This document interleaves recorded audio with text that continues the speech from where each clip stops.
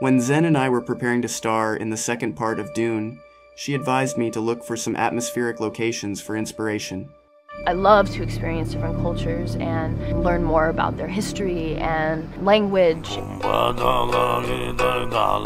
Just some random landscapes of steppes and deserts. The first time I saw photos of Kalmykia's nature, I had a flashback.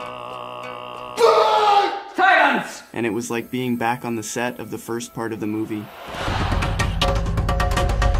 But if our movie is about the post-apocalypse and survival, it added a transformative quality, I think, for everyone.